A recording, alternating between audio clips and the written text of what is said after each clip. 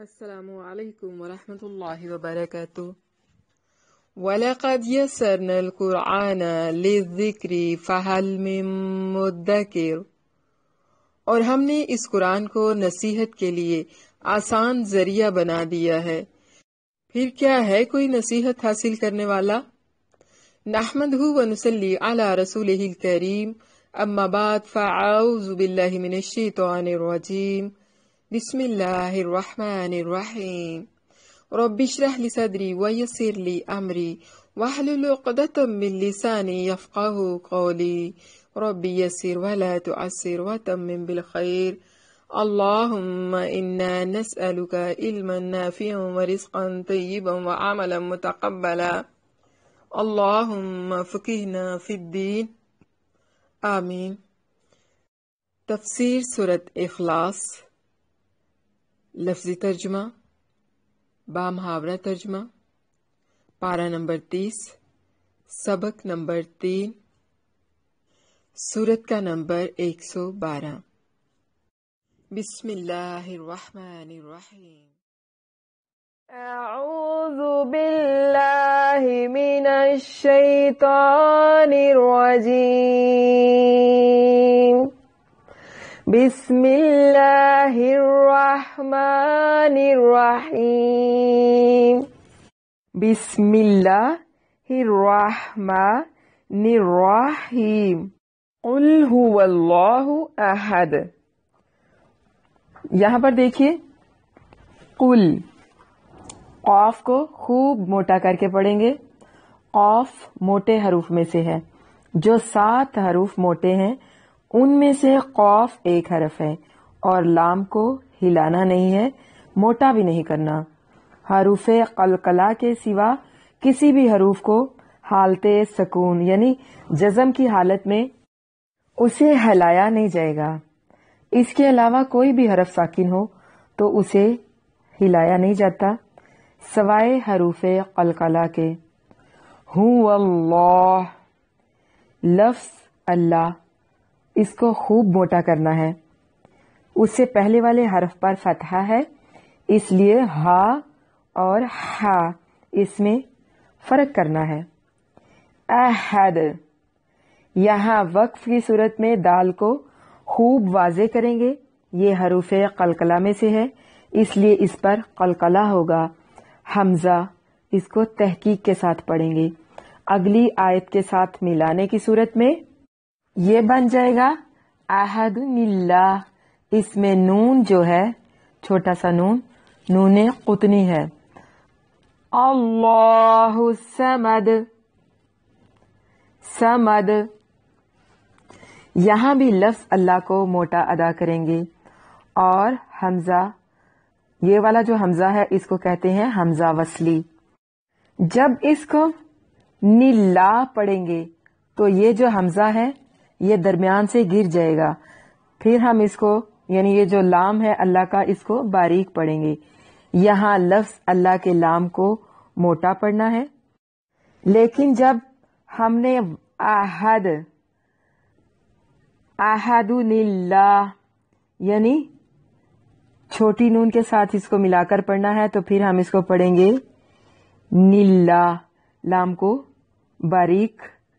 لام اس لیے باریک ہو جائے گا کہ جو اللہ کے لام سے پہلے نون ہے چھوٹا سا، اس کے نیچے کسرہ آ جائے گا، یعنی چھوٹی نون کے نیچے کسرہ آئے گی، تو اس لیے ہم اللہ کو باریک پڑھیں گے۔ اللہ الصمد، الصمد، اس میں صاد کو ہم نے خوب موٹا کر کے پڑھنا ہے، اس کے اوپر شد ہے۔ اور آگے دیکھیں دال، دال پہ قلقلہ کریں گے وقف کی صورت میں، پہلے بھی بتایا تھا حروف قلقلہ جو ہیں ان پر قلقلہ لازمی کرنا ہے، یعنی ان کو ہلا کر پڑھنا ہے وقف کرنے کی صورت میں۔ لم یلد ولم یولد، لم یلد، یہاں میم کو ہلانا نہیں ہے، میم ساکن، یہاں پہ میم ساکن کا اظہار ہو رہا ہے، مطلب کہ غنہ نہیں کرنا، اخفا نہیں کرنا۔ یلد، دال پہ قلقلہ ہوگا، ہلا کر پڑھیں گے. ولم، واو ہونٹوں کو گول کرتے ہوئے ادا کریں گے. لام کو باریک پڑھیں گے. میم ساکن کو ہلانا نہیں ہے. یہاں پر بھی اظہار ہے، اخفا نہیں کریں گے. یولد، واو حرف مدہ ہے. اس کی پہچان یہ ہے کہ واو ساکن سے پہلے دمہ یعنی کہ پیش آئے گا. اسے ایک حرکت کے برابر لمبا کرنا ہے. لد، دال پہ قلقلہ یعنی اس کو ہلا کر پڑھنا ہے. وَلَمْ يَكُنْ لَهُ كُفُوًا أَحَدٌ، واو کو ادا کرتے وقت ہونٹوں کو گول کر کے پڑھنا ہے. لام کو لمبا نہیں کرنا، موٹا بھی نہیں کرنا.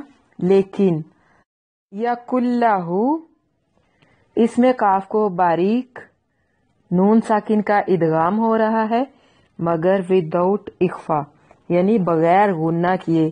لام کو لمبا نہیں کرنا، اخفا بھی نہیں کرنا. یہاں پر ادغام ہو رہا ہے مگر بغیر اخفا کیے.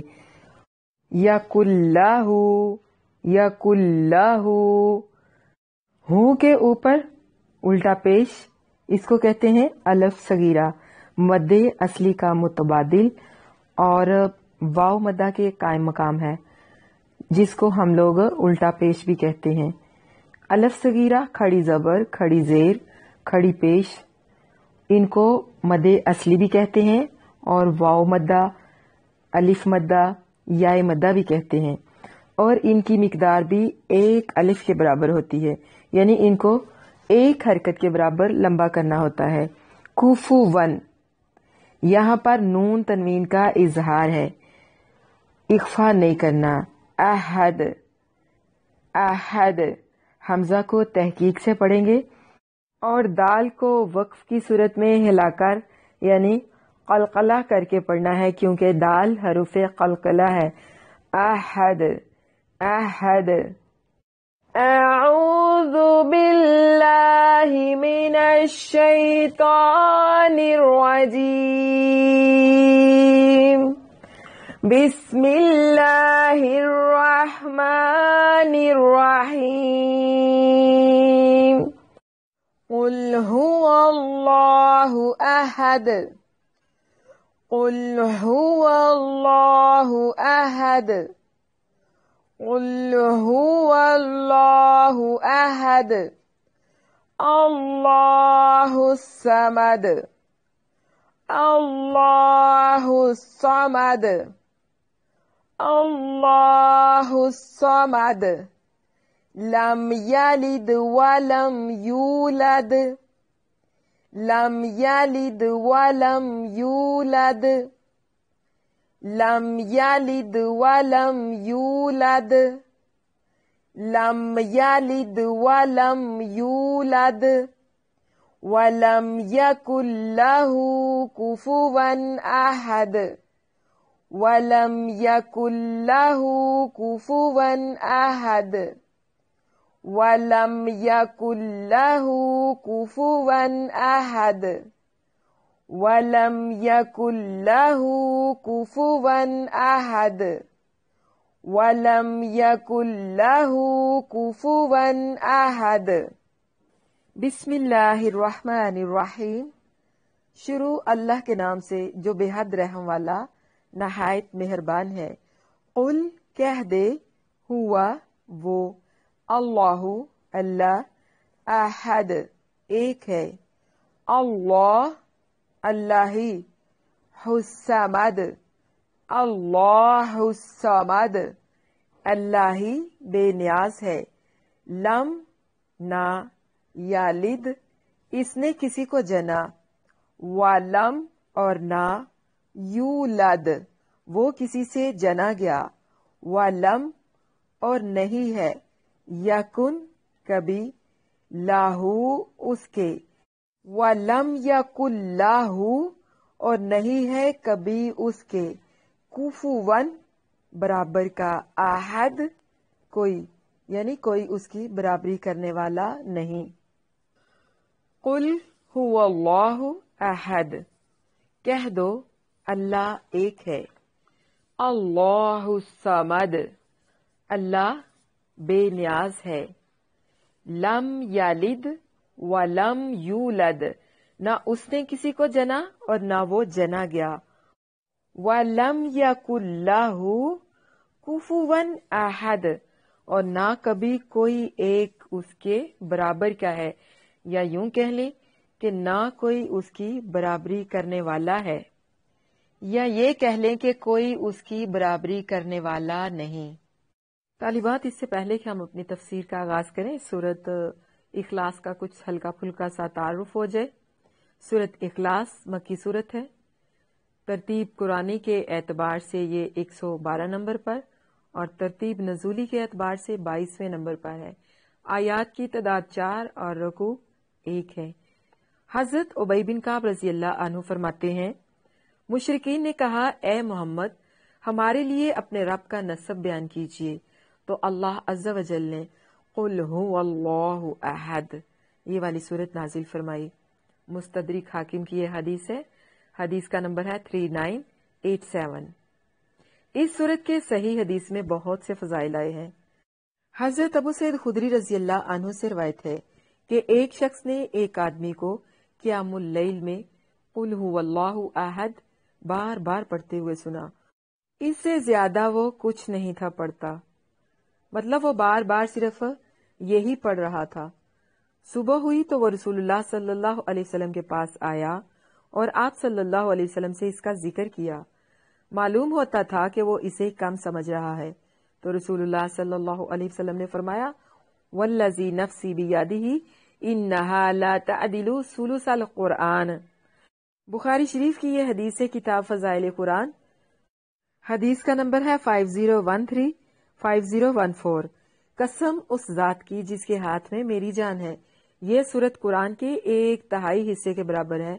اسی طرح حضرت عائشہ صدیقہ رضی اللہ عنہا فرماتی ہیں کہ رسول اللہ صلی اللہ علیہ وسلم نے ایک آدمی کو ایک لشکر کا امیر بنا کر بھیجا. وہ نماز میں اپنی قرات کو قل هو اللہ احد کے ساتھ ختم کرتا. جب وہ لوگ واپس آئے تو انہوں نے نبی کریم صلی اللہ علیہ وسلم سے اس بات کا ذکر کیا. آپ صلی اللہ علیہ وسلم نے فرمایا، سالوہ لأی شیء یصنع ذلک، اس سے پوچھو وہ ایسا کیوں کرتا ہے. لوگوں نے اس سے پوچھا تو اس نے کہا، لأنہا صفت الرحمن، اس لیے کہ یہ رحمان کی صفت ہے. وَأَنَا، اور میں، احب، پسند کرتا ہوں، ان یہ کہ اقرأ بہا، اسی کے ساتھ میں اس کو پڑھوں. یعنی اس لیے کہ یہ رحمان کی صفت ہے اور مجھے اس کے پڑھنے سے محبت ہے. اسے کہہ دو یا اسے بتا دو کہ اللہ تعالیٰ اس سے محبت رکھتا ہے. سوتے وقت اور دوسرے اوقات میں معوذتین کے ساتھ ملا کر یہ سورت پڑھنے کی حدیث معوذتین کے شروع میں نے آپ لوگوں کو کل بیان بھی کر دی تھی. یہ بھی بخاری شریف کی حدیث ہے کتاب التوحید اور حدیث کا نمبر ہے 7375. سوشل میڈیا پر آپ کو اس طرح کی بہت ساری روایات نظر آئیں گی جس میں سورت کو روزانہ 200 مرتبہ یا 100 مرتبہ یا 50 مرتبہ پڑھنے کی مختلف فضیلتیں آئی ہیں، مگر ان روایات کی سند صحیح نہیں ہے. ان میں کچھ ضعیف موضوع اور من گھڑت ہیں. ابن کثیر رحمہ اللہ نے ان روایات پر کلام کیا ہے. تو کیا پتہ چلا کہ اس سورت کو 3 سے زیادہ کسی عدد میں مسنون سمجھ کر پڑھنا درست نہیں ہے. ہاں، اپنی سہولت کے لیے کوئی شخص کوئی عدد مقرر کر لے، اسے مسنون نہ سمجھے تو یہ بھی. قل هو اللہ احد.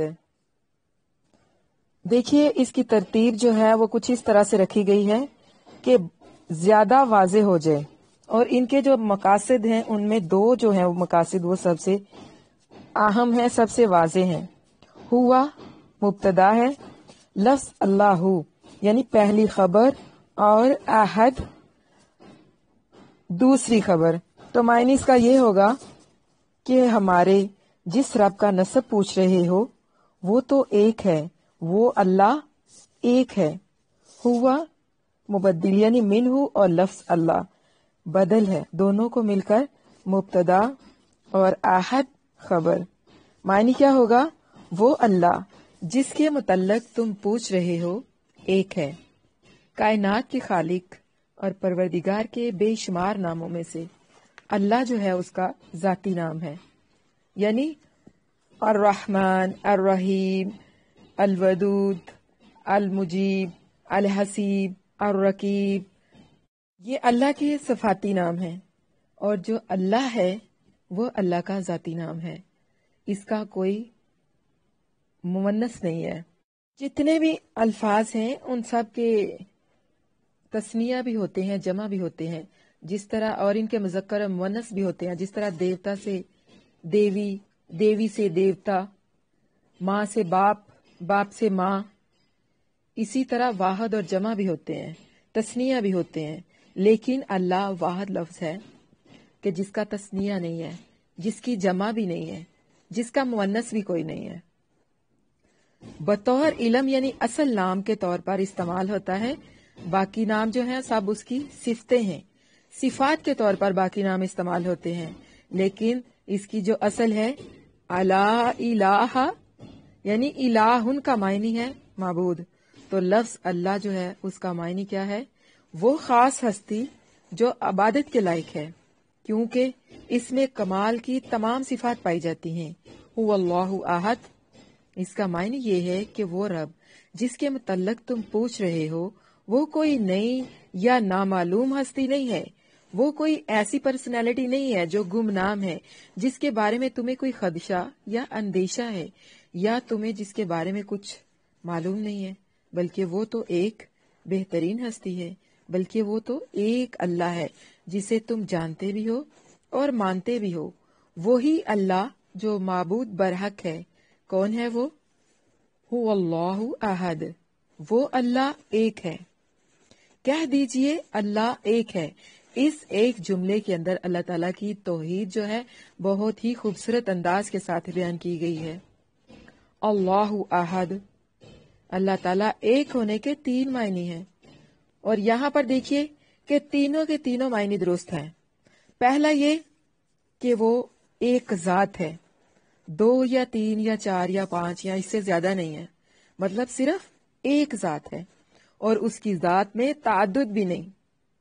دوسرا یہ کہ وہ معبود برحق ہونے میں اکیلا ہے، اس کا کوئی ساتھی نہیں، کوئی اس کا شریک نہیں، کوئی اس کا ثانی نہیں، وہ بیوی بچوں اولاد سے پاک ہے، وہ اکیلا ہے، وحدہ لا شریک، اللہ احد، اللہ ایک ہے۔ اور تیسرا یہ کہ وہ ایک ہے، اکیلا ہے، اس کی تقسیم نہیں ہو سکتی، اس کے ٹکڑے نہیں کیے جا سکتے، وہ ٹکڑے نہیں ہو سکتا۔ اس ایک ہی آیت سے اللہ تعالیٰ کے ساتھ کسی بھی قسم کے شرک کا رد ہو جاتا ہے، خواہ وہ مجوسی ہوں، آتش پرست ہوں، ستارہ پرست ہوں، سورج پرست ہوں، کوئی بھی ہو، بت پرست ہوں، یعنی خواہ کوئی بھی ہو، اللہ صرف ایک ہے، کسی اور کو اس کے ساتھ شریک نہیں ٹھہرایا جا سکتا۔ جو 2 خالق مانتے ہیں نا، ایک خیر کا خالق اور دوسرا شر کا خالق، خواہ وہ تسلیت یعنی 3 خداؤں کو ماننے والے ہوں جس طرح کے یہود و نصارہ، خواہ ہندو ہوں جن کے کروڑوں لاکھوں اربوں دیوی دیوتا ہیں، وہ ان کو اللہ تعالیٰ کی خدائی میں حصے دار مانتے ہیں، اور خواہ وہ لوگ جو وحدت الوجود کے قائل ہوں جن کا یہ خیال ہے کہ اللہ تعالیٰ ہر چیز میں موجود ہے، کیونکہ اگر ہر چیز ہی اللہ ہے یا ہر چیز میں اللہ ہے تو اللہ پھر ایک تو نہ رہا۔ اللہ اگر رضوانہ کے پاس ہے، میرے پاس ہے، یا گلشن کے پاس ہے، پھر اللہ ایک تو نہیں ہے نا۔ جبکہ اللہ نے تو اپنا تعارف کچھ اس طرح سے کروایا ہے، قُلْ هُوَ اللَّهُ أَحَدٌ، کہ اللہ ایک ہے، کہہ دیجئے اللہ ایک ہے۔ اس میں تعدد اور کثرت تو ہے ہی نہیں، نہ 2 نہ 3 نہ 4، اللہ تو صاف کہہ رہا ہے کہ وہ تو ایک ہے۔ پھر یہ عقیدہ کیسے صحیح ہو سکتا ہے کہ اللہ تعالیٰ ہر جگہ ہر چیز میں موجود ہے؟ اسی طرح ان لوگوں کے عقیدہ کی بھی تردید ہو گئی ہے، جو اللہ کے علاوہ کسی کو عالم الغیب یا اختیارات کا مالک سمجھ کر مدد کے لیے پکارتے ہیں اور انہیں خدائی اختیارات میں اللہ کا شریک بناتے ہیں۔ ان کے گمان میں جو ان کے معبود ہیں، جو ان کے دیوی دیوتا ہیں، وہ اللہ کے ہاں ان کے سفارشی ہیں۔ ان کے گمان کے مطابق کہ یہ زیادہ نیک لوگ ہیں، اللہ کی زیادہ عبادت کرتے ہیں، تو یہ اللہ کے ہاں مقرب ہیں، اس لیے یہ ہمارے سفارشی ہوں گے، حالانکہ اللہ تعالیٰ کے ہاں نہ تو کوئی سفارش کر سکتا ہے اور نہ ہی کسی کو اللہ تعالیٰ کے سوا غیب کا علم ہے۔ لوگ اکثر پوچھتے ہیں کہ تویزوں کا پتہ چل جاتا ہے کس نے کروائے ہیں. دیکھیے یہ سارے شیطانی عمل ہوتے ہیں، اللہ کے سوا کوئی غیب دان نہیں. یہ تکے ہوتے ہیں جو جادو ٹونا کرنے والے تکے لگاتے ہیں. کبھی کوئی نشانے پہ لگ جاتا ہے، کبھی نہیں لگ جاتا. تو اس سے کیا ہوتا ہے؟ فتنے فساد پیدا ہوتے ہیں. جبکہ اللہ تعالیٰ بار بار واضح انداز میں کہتا ہے کہ اس کے سوا کوئی عالم الغیب نہیں ہے. اور دوسری بات یہ بھی کہ بہت سارے لوگوں کا یہ عقیدہ بھی ہے کہ اللہ کے نبی صلی اللہ علیہ وسلم غیب جانتے ہیں، حالانکہ خود اللہ کے نبی صلی اللہ علیہ وسلم بار بار کہتے ہیں کہ میں غیب نہیں جانتا، میں نہیں جانتا کہ کل میرے ساتھ کیا ہوگا اور تمہارے ساتھ کیا ہونے والا ہے. اور دوسری بات یہ کہ اگر کسی چیز کو ظاہر کر دیا جائے پھر وہ غیب نہیں رہتی. غیب وہ ہوتی ہے جس کے اوپر مکمل پردہ ہوتا ہے، جس کے بارے میں بتایا نہیں جاتا. جس طرح کہ قیامت کب آئے گی اللہ کو پتا ہے. جب بھی اللہ کے نبی صلی اللہ علیہ وسلم سے لوگ سوال کرتے کہ جس کے بارے میں ہمیں بار بار ڈراتے ہو کب آئے گی، تو اللہ کیا کہتا ہے؟ ان سے کہہ دو کہ آئے گی ضرور. جس کا وعدہ اللہ نے کیا نا وہ پورا ضرور ہوگا، آئے گی لازمی، لیکن مجھے نہیں پتا کہ کب آئے گی. بہت ساری حدیثوں میں ایسے بھی ملتا ہے کہ اللہ کے نبی صلی اللہ علیہ وسلم کہتے ہیں کہ تم جو پوچھتے ہو کہ کب آئے گی وہ تو ضرور آئے گی، مگر تم بتاؤ کہ تم نے اس کے لیے کیا تیاری کر رکھی ہے. تو جو اللہ کے نبی جو ہیں اتنے مقرب ہیں، اللہ ان کو بھی غیب سے آگاہ نہیں کرتا. ہاں اللہ کی یہ صفت ہے کہ وہ جتنا چاہے جس کو چاہے غیب کا علم جو ہے اس کے بارے میں آگاہی دے سکتا ہے. اپنے پسندیدہ نبیوں میں سے، رسولوں میں سے، اپنے چنے ہوئے بندوں میں سے جس کو چاہے وہ غیب کا علم عطا کرتا ہے، مگر جتنا وہ چاہتا ہے اتنا، اس سے زیادہ نہیں. تو کہاں اللہ کے جو باقی بندے ہیں، عام بندے ہیں، پیر، فقیر، ولی اور یہ جادو ٹونا کرنے والے، یہ تو ویسے ہی شرک کے مرتکب ہوتے ہیں. ان کے پاس غیب کا علم کیسے آ سکتا ہے؟ اب دیکھیے اس طرح اس آیت کے اندر ان لوگوں کے اس عقیدے کا بھی رد ہو جاتا ہے جو اللہ کی ذات سے ٹکڑوں کے جدا ہونے کے قائل ہیں. کوئی کہتا ہے حضرت عیسیٰ اللہ کے بیٹے ہیں، کوئی کہتا ہے حضرت عزیر اللہ کے بیٹے ہیں، کوئی کہتا ہے حضرت محمد صلی اللہ علیہ وسلم اللہ کے نور میں سے پیدا ہوئے ہیں. کیونکہ ان تمام صورتوں میں کوئی نہ کوئی ہستی اللہ کے شریک ٹھہرتی ہے. اگر اللہ کی اولاد ہوگی تو پھر بیوی بھی ہوگی، اب باقی رشتے بھی ہوں گے. جبکہ اللہ تعالیٰ سبحانہ ہو، وہ تو پاک ہے ان تمام چیزوں سے، ان تمام خرافات سے، ان تمام رشتوں سے. اللہ الصمد. اس کے انتظام کو منظم رکھنے کے لیے کسی چیز کی، کسی سہارے کی، کسی رشتے کی ضرورت نہیں ہے. اور وہ ایک نہیں رہتا جس کے ساتھ کوئی اور شامل ہو جائے. دیکھیے نبی صلی اللہ علیہ وسلم اللہ کے نور میں سے نور ہیں، یہ بہت سارے لوگوں کا عقیدہ بھی ہے. آپ بہت سارے علماء کرام کو آپ دیکھیں گے کہ وہ اس طرح کے بیانات اکثر سوشل میڈیا پہ دیتے رہتے ہیں. بعض لوگ کہتے ہیں کہ اللہ کے نور میں سے نور کس طرح جدا ہو سکتا ہے. ہم آپ کو مثال سے سمجھاتے ہیں. یہ ایک دیکھیے کہ موم بتی جلتی ہے، اس میں سے ایک اور موم بتی جلا لیں تو کیا پہلے کے نور میں کوئی کمی واقع ہوگی؟ نہیں نا. اسی طرح نبی صلی اللہ علیہ وسلم اللہ کے نور میں سے نور ہیں اور اللہ کے نور میں بھی کوئی کمی واقع نہیں ہوئی. اس بیچارے نے یہ نہ سمجھا کہ اللہ تعالیٰ نے اپنے لیے مثالیں بیان کرنے سے منع کرتے ہوئے بڑے واضح الفاظ کے اندر سورۃ نحل میں آیت نازل فرمائی ہے. آیت کا نمبر ہے 74. فَلَا تَضْرِبُوا لِلَّهِ الْأَمْثَالَ إِنَّ اللَّهَ يَعْلَمُ وَأَنْتُمْ لَا تَعْلَمُونَ. کہ تمہیں کس نے یہ حق دے دیا ہے؟ وہ تو مثالیں اس لیے بیان کرتا ہے کہ سب جانتا ہے، تم کس لیے کرتے ہو؟ تمہارے پاس کیا علم ہے؟ پس تم اللہ کے لیے مثالیں مت بیان کرو، کیونکہ اللہ جانتا ہے تم نہیں جانتے. اور یہ نہ سمجھ لینا کہ پہلی موم بتی میں کوئی کمی ہو یا نہ ہو. 2 موم بتیاں تو بن گئی نا. جبکہ قُلْ هُوَ اللَّهُ أَحَدٌ، اللہ تو ایک ہے.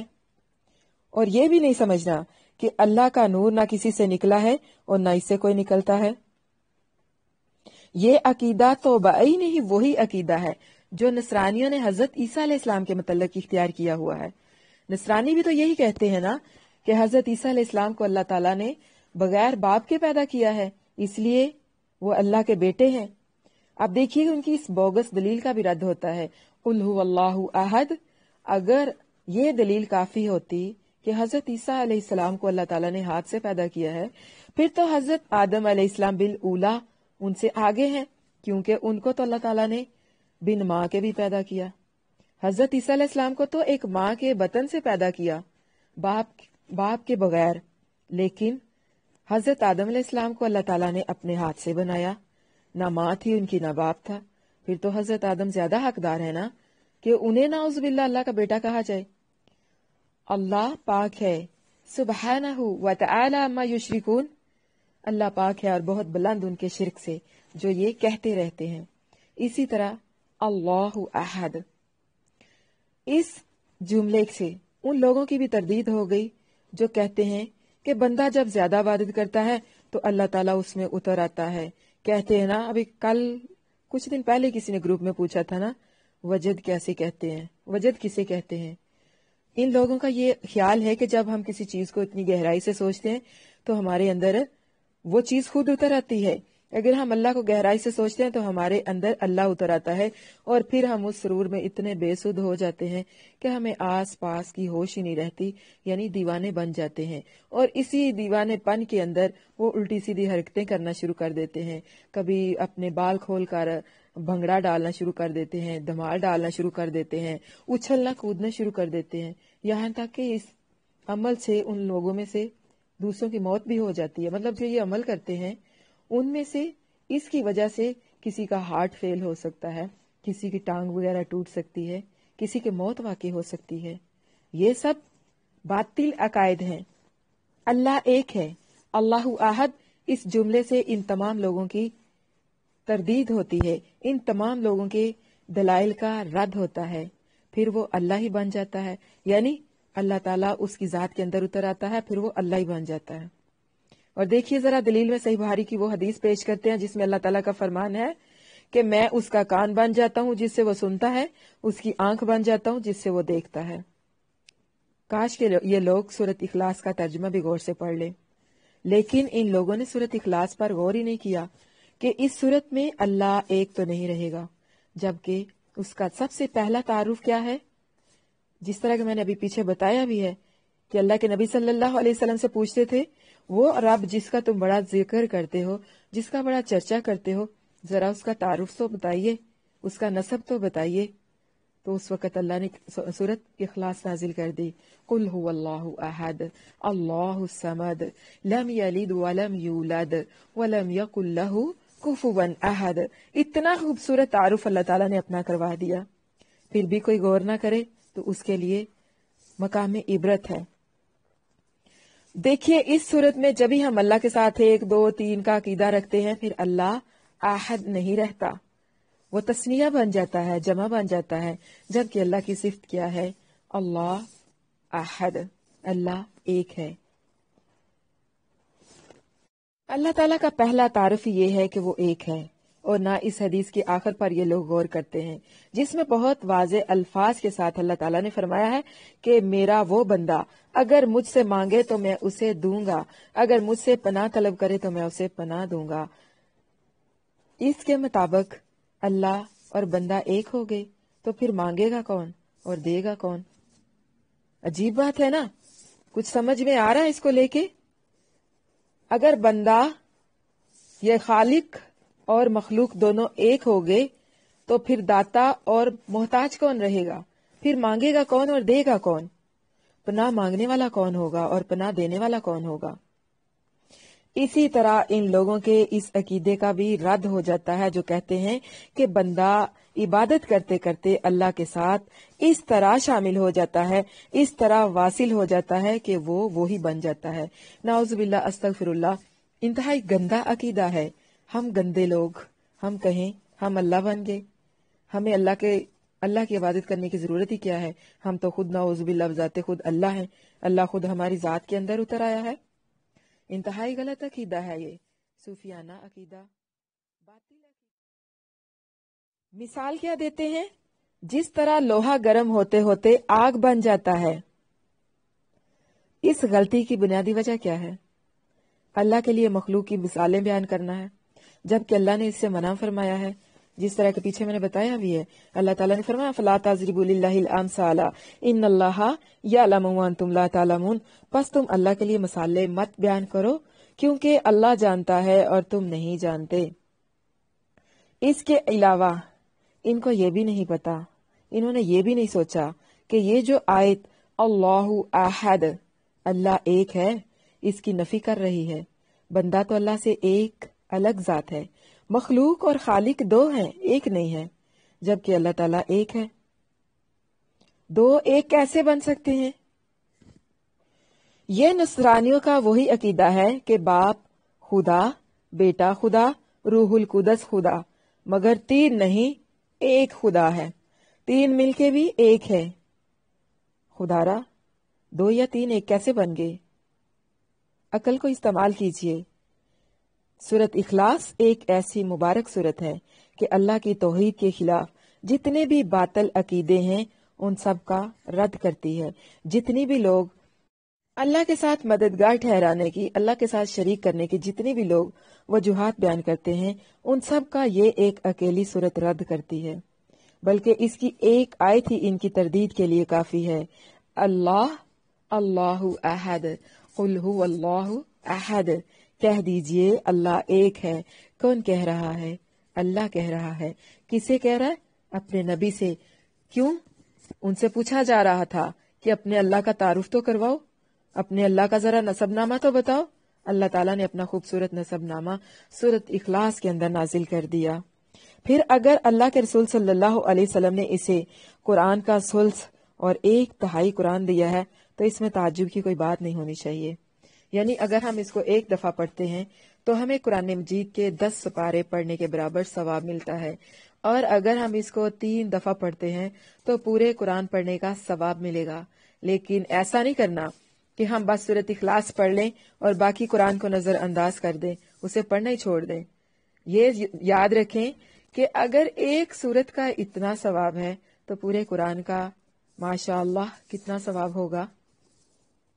सुबहाना रब्बिका रब्बुल इज्जति अम्मा यसिफून वस्सलामु अलल मुरसलीन वल्हम्दुलिल्लाहि रब्बिल आलमीन आमीन सुम्मा आमीन या रब्बुल आलमीन। अल्हम्दुलिल्लाह हमारी जो तफसीर की क्लास है वो कंप्लीट